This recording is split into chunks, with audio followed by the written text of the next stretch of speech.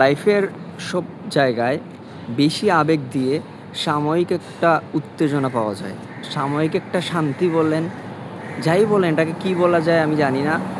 এর মধ্যে হয়তো আমিও পড়ি। আমিও তো একদম ভালো মানুষ কিংবা আবেগহীন হয়ে গেছি ব্যাপারটা এমন না। এইবার ওয়ার্ল্ড কাপ প্লেস নিয়ে ওয়ার্ল্ডে টোটাল হচ্ছে এই ফুটবল নিয়ে ২০ জন মানুষ মারা গেছে। এর মধ্যে ১২ জন মানুষ বাংলাদেশের। চিন্তা করা যায় পুরা পৃথিবীতে ২০০+ দেশ আছে। পুরা ২০০+ দেশ মিলে ৮ জন, আমাদের দেশের হচ্ছে কতজন? ১২ জন মানুষ মারা গেছে। তাও আবার ফাইনাল ম্যাচ এখনো পড়ে আছে। এই ম্যাচে কী হয় কী না হয় আল্লাহই জানে। আর্জেন্টিনার সমর্থক হচ্ছে ব্রাজিলকে মারে, ব্রাজিলের সমর্থক আর্জেন্টিনাকে মারে।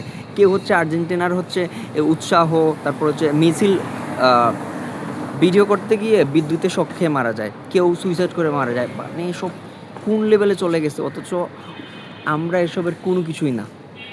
আমার নিজেরও কাজ করতো, বাট অতটাও আমি লাইক অতটাও উৎসাহিত না যে মরে যাব, ব্যাপারটা এরকম। লাইক আমার মনে আছে 2023-এ আমাকে একটা ভাইয়া বলছিল, মানে ওর সাথে জিম করতাম, হঠাৎ করে আমাকে একটা কথায় কথা বলছিল যে ব্রাজিল বিশ্বকাপ বাদ পড়ায় সে যে শান্তি পাইছে, আর্জেন্টিনা বিশ্বকাপ জিতায় সে এতটা শান্তি পায় নাই। মানে ঘৃণাটা কোন লেভেলে চিন্তা করতেছেন মানুষের। এটা হচ্ছে ব্রাজিলিয়ান সমর্থকদের ভিতরেও ছিল, আমার ভিতরেও ছিল। এই যে এসব একে অন্যকে কাদা ছোড়া, ঘৃণা করা, এইসবে দিন শেষে কোনো লাভ আছে? এইসব ঘৃণা হচ্ছে নিজের ভেতরটাকে নষ্ট করে, জাস্ট নিজের এই জায়গাটা নষ্ট হয়ে যায়। অন্যের কোনো ক্ষতি হয় না। আমি আপনাকে নিয়ে ঘৃণা করব, রাত দিন এটা আমার এখানে থাকবে, আমার এখানে থাকবে, বাট আপনার কোনো ক্ষতি হবে না। আমার ওই কথাটা এখনও মনে আছে, আমার হয়তো সারা জীবন মনে থাকবে যে ব্রাজিল কোয়ার্টার ফাইনাল থেকে বাদ পড়ছে, সে যে শান্তি পাইছে, আর্জেন্টিনা ওয়ার্ল্ড কাপ জিতে গেছে, সে এতটাও শান্তি পায় নাই। মানে ব্যাপারটা এরকম যে নিজের নাক ভেঙে হলেও আমরা মানুষের যাত্রাভঙ্গ করি। আমরা হচ্ছে ওই রকম জাতি, ওই রকম পরিবেশ থেকে বেড়ে উঠছি। আমরা হচ্ছে ভালোবাসার আগে ঘৃণাটা শিখছি। আমাদের কাছে ঘৃণাটা সবার আগে, সবার আগে। আপনার দলকে, আমার ইমোশনকে হার্ট করা যাবে, বাট আপনার ইমোশনকে হার্ট করা যাবে না। ব্রাজিলের জুলেরিমার ট্রফি এগুলা নিয়ে মানে মজা করা, এগুলা শুধু বাংলাদেশ থেকেই বের হয়েছে ভাই। তখন মানে ওই জেনারেশনে পেলেরা জন্ম নিয়ে, গারিনচারা জন্ম নিয়ে ভুল করছে। মানে আপনি আর আমি জন্ম নিয়েছি, এই জেনারেশনটা ঠিক আছে, ওকে, বাট যেই জেনারেশনে ইলন মাস্ক জন্ম নিছে ওইটা জেনারেশন না। যে জেনারেশনে জেফ বেজোস জন্ম নিছে,